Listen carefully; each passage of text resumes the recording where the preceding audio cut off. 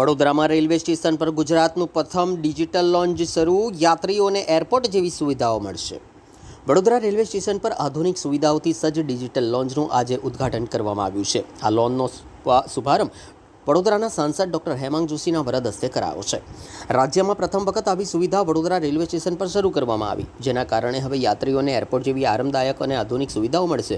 આ ડિજિટલ લોન્જમાં એકસાથે 25થી વધુ યાત્રીઓ બેસી શકે તેવી વ્યવસ્થા કરવામાં આવી છે। આ પ્રોજેક્ટને ભારતીય રેલવે બોર્ડ દ્વારા મંજૂરી આપવામાં આવી હતી, જેના અનુસંધાને આ લોન્જનું નિર્માણ પૂર્ણ કરી શરૂ કરવામાં આવ્યું છે। આ કાર્યક્રમમાં ધારાસભ્ય કે રોકડિયા સહિત અન્ય અધિકારીઓ અને મહાનુભાવો ઉપસ્થિત રહ્યા હતા। આ પહેલ વડોદરા રેલવે સ્ટેશનને વધુ આધુનિક બનાવવા તરફનું મહત્વપૂર્ણ પગલું માનવામાં આવી રહ્યું છે। આપણા દેશના યશસ્વી વડાપ્રધાન શ્રી નરેન્દ્ર મોદીજી જે વિકસિત ભારતનું સ્વપ્ન જોઈ રહ્યા છે, આજે વિકસિત ભારતનું સ્વપ્ન વિકસિત વડોદરાથી કઈ રીતે હોઈ શકે એનું પ્રતિબિંબ આજે વડોદરા રેલવે સ્ટેશન ખાતે જોવા મળ્યું છે। વડોદરા રેલવે સ્ટેશનની અંદર એક આજે ડિજિટલ લોન્જનું ઉદ્ઘાટન અને લોકાર્પણ કરવામાં આવ્યું।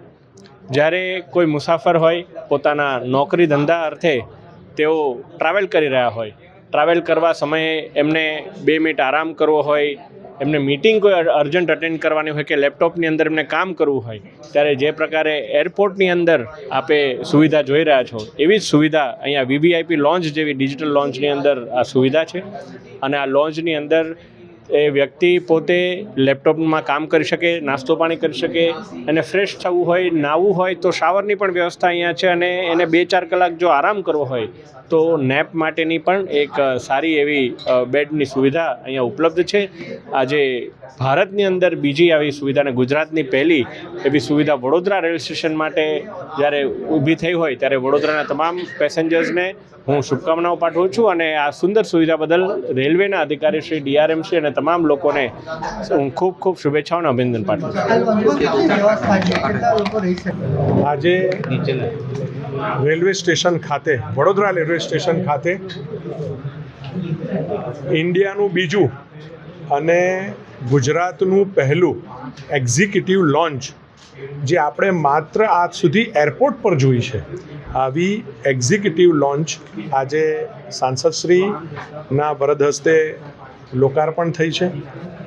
ખરા અર્થની અંદર એક્ઝિક્યુટિવ લોન્ચ એરપોર્ટ પર જે જોવામાં આવે છે, હવે રેલવે સ્ટેશન પર મુસાફરોને એનો લાભ મળવાનો છે અને ખૂબ નજીવા ભાડે। કોઈને પણ એન્ટ્રી જોઈતી હશે તો માત્ર 200 રૂપિયામાં અનલિમિટેડ ટી, કોફી, બિસ્કિટ સાથે એની એન્ટ્રી મળવાની છે અને એની સાથે ત્યાં એને કદાચ રાત્રે ઉતરે છે અને એને ત્યાં સૂઈ જવું છે તો સેપરેટ બેડની પણ વ્યવસ્થા અને ખૂબ નજીવા ભાડા, એ પણ 2 કલાકના 500 રૂપિયા જેવા ભાડા સાથે એને હોટલ સુધી ના જવું પડે અને એની વચ્ચે આરામદાયક સ્થિતિ પણ એને મળે, એવું એક આયોજન, ખૂબ સરસ આયોજન આજે રેલવે વિભાગ દ્વારા કરવામાં આવ્યું છે, આજે ઉદ્ઘાટન કરવામાં આવ્યું છે। એની સાથે રેલવે વિભાગે આજ દિન સુધી જે કામો કર્યા છે અને ભવિષ્યની અંદર જે કામો કરવા રેલવે વિભાગ જઈ રહ્યું છે, જે ઇન્ટિગ્રેટેડ વ્યવસ્થા, હાઈ સ્પીડ ટ્રેનથી રેલવે સ્ટેશનની અને એવી અનેક સુવિધાઓ, રેલવે સ્ટેશન પર નવા વેરહાઉસીસ બનવાની, પેકિંગ વ્યવસ્થા કરવાની, અનેક બીજી કંપનીઓ સાથે, રેસ્ટોરન્ટ સાથે કિયોસ્ક અહીંયા મૂકવાની, આવી અનેક સુવિધાઓ આપણને મળવા જઈ રહી છે।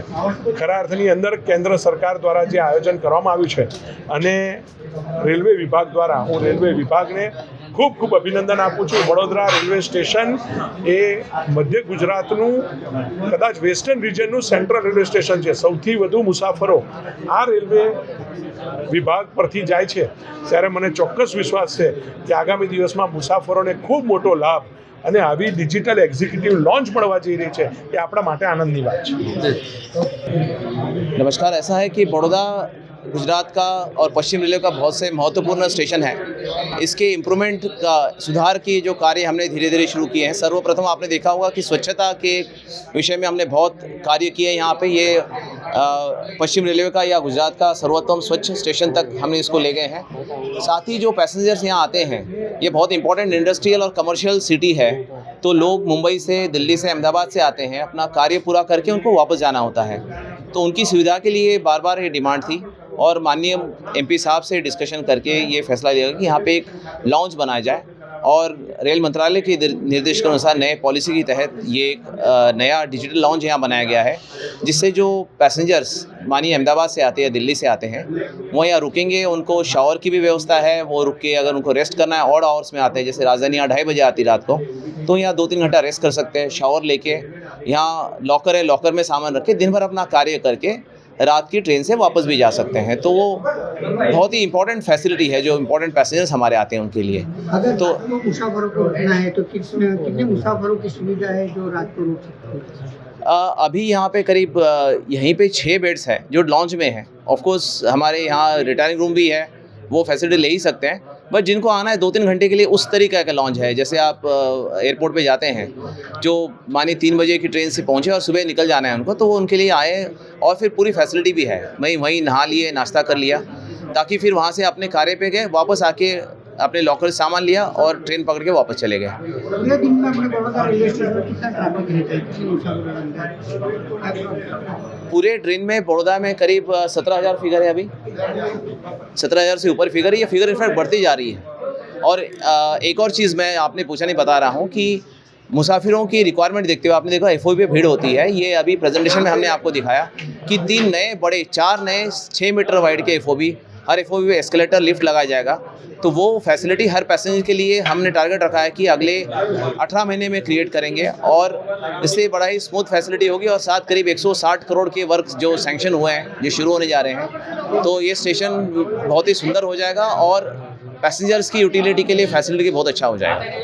सर, बड़ौदा में रेलवे अच्छा काम कर रही है, सुविधाएं प्रोवाइड कर रही है, लेकिन बड़ौदा के लिए, बड़ौदा के लोगों के लिए जो अपना रेलवे स्टेशन का जो घर लाना है, आने जाने का प्रोवाइड करता है, तो भविष्य में होने की उम्मीद है कि उनको जो ये में प्रॉब्लम हो रहा है। अभी इमीडिएट तो मानसून में गरनाला में पानी नहीं भरे, उसके लिए पूरे ख्याल रखे जा रहे हैं। हमारा वीएमसी का बड़ा क्लोज कोऑर्डिनेशन है। आपने देखा हो पिछले साल पानी नहीं भरा था, इस साल भी पूरा ध्यान रखेंगे कि उसके ड्रेनेज अच्छी तरह से रहे, पंप चलते रहें, गरनाला में पानी नहीं भरे, इसको पूरा ध्यान दिया जाएगा। साथ ही गरनाला की जगह पे जो रोड ओवरब्रिज बनना है उसकी ड्राइंग डिस्कशन में, फाइनलाइजेशन में है। हमारी मीटिंग्स वीएम्स के साथ हो रही है और ये सैंक्शन कैसे किया जाए उसके बारे में भी जो है स्टेट गवर्नमेंट की तरफ से, हमारी तरफ से प्रयास किया जा रहा है, ताकि ये वर्क सैंक्शन होके फिर वीएमसी इसको करा पाए। Okay, thank you sir.